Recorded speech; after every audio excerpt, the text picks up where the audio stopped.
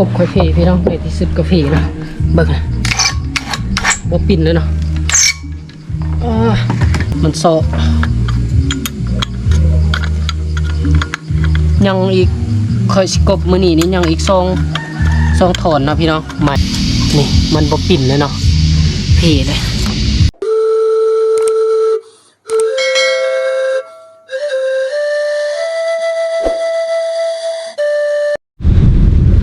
กราบทักทายสบายดีพ่อแม่พี่น้องเนาะที่เคารพในทางแพงบ่ว่าสิอยู่ในและต่างประเทศเนาะก็ยินดีต้อนรับเข้าสู่ช่องบาลิสเด็กดอยนะพี่น้องเนาะ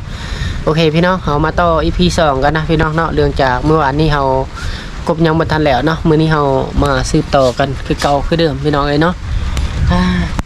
มื้อนี้เฮามาสืบต่อเวียงงานกันปกติพี่น้องแต่ว่าฝนตกอยู่พี่น้องเนาะฝนตกยังบ่ทันหยุดเลยเห็นบ่ฝนตกอยู่เลยพี่น้องบริษกบนี่แล้วเลยนะประมาณ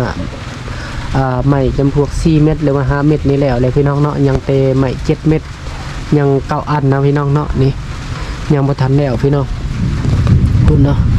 ยัง9 อันคือตอนนี้ฝนตกอยู่พี่น้องเนาะหลังฝนตกแล้วนี่เฮาถ้าฝนตกเช้าหยุดนะพี่น้องเนาะเฮาจะมาซื้อต่อเวียกงานคือเก่าพี่น้องเนาะแล้วก็บริษมาอัปเดตให้ FC พ่อแม่พี่น้องได้เห็นได้ชมนะพี่น้องเนาะหลังจากบริษมาเตงานดองนะเมื่อกี้นะเนาะพี่น้องเนาะมากินข้าวดูงานดองเขาเจ้านะ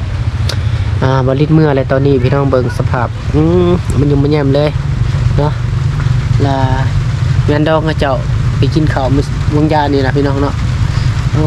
กินซีนหมูมาได้พี่น้องแบบรู้สึกว่าจุกนะเพราะว่ามันลาย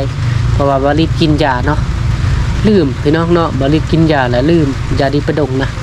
ก็เลยกินของมันพี่น้องเอ้ยเนาะกินของมันรู้สึกแบบจุกหอดอันนั้นนะพี่น้องหอดกระเพาะ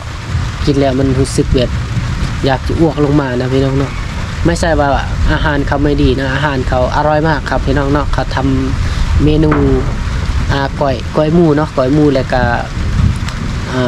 ยังไงเขาแปะหมูนะพี่น้องแซ่บได้แต่บริษลืมเนาะบริษกินยานะพี่น้องเนาะกินมันบ่ได้ก็เลยเมื่อนะพี่น้องเนาะเมื่อกันโอเคเอาไปหลังจาก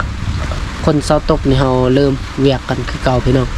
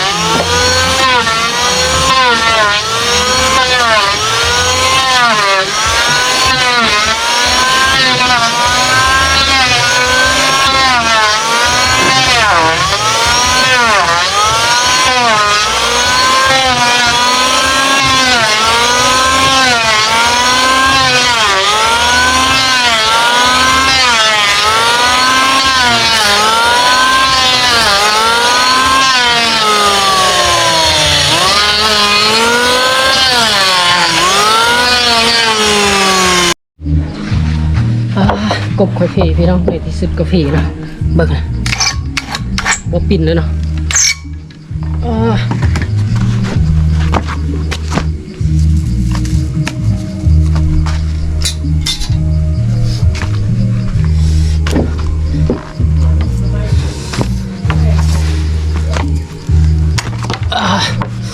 กบเพพี่น้องเลยมาแต่งกบก่อนเนาะแบบนึง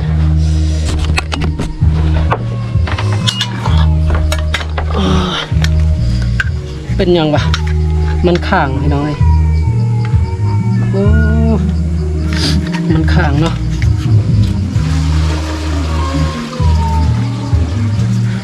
แกข่างกบ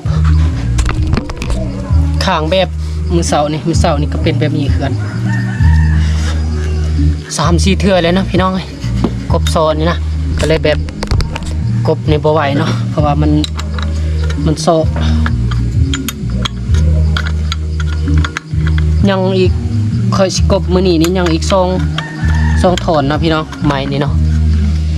ไอ้กบผีนะ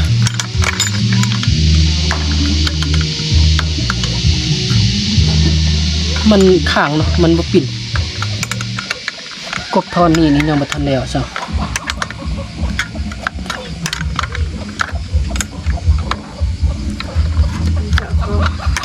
ฮะปรกมันแหวอย่างครีมอย่างสุดก็ไปแปลงกบก่อนพี่น้องโสดตลอดนะกบนี่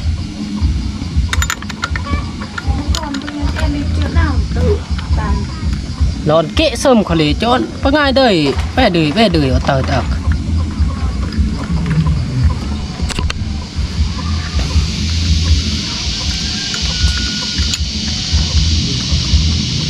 อันนี้เศร้าจะอ้ำกุลซูแกะนดมันก่อนเนาะมันเลยลูกมันก็แอบลบตัง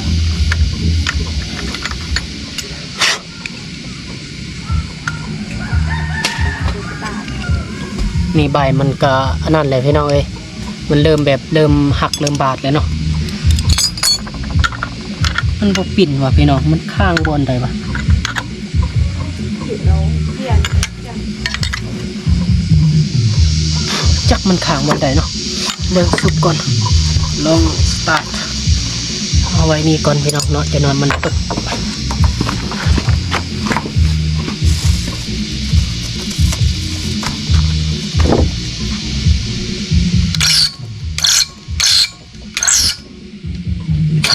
ข้างติดยังไงวะจักอีหยังติด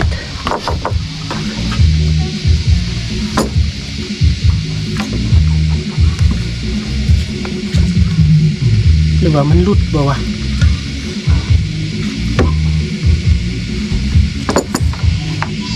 โทรบิดก็บ่มีไว้ยแกะอันนี้ก็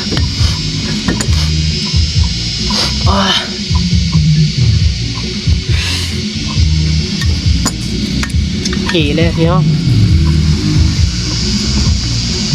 ปรางค่ะ มาจอกแจติลอดโทรบิดนี่ว่าติลอดเขาเศร้าไป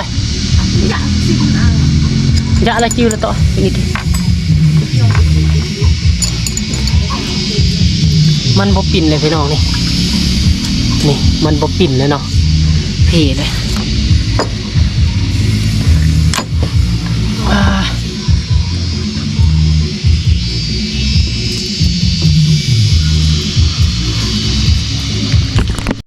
โอเคพี่น้องเนาะคลิปนี้บริที่จบเพียงนี้แหละพี่น้องเนาะอาจจะบริกบต่อแหละเพราะว่ากบมันเพ่นะพี่น้องเห็นบ่มันบ่ปิ่นเลยพี่น้องมันบ่ปิ่นนะมันข้างเลยเอาสียุดเลยเนาะยังอีกบ่ลายนะ2-3อันนี้เลยเนาะใหม่เข้มนะพี่น้องเนาะโอเคพี่น้องคลิปนี้จบเพียงนี้เนาะไม่ว่าเจอกันใหม่ในคลิปหน้าพี่น้อง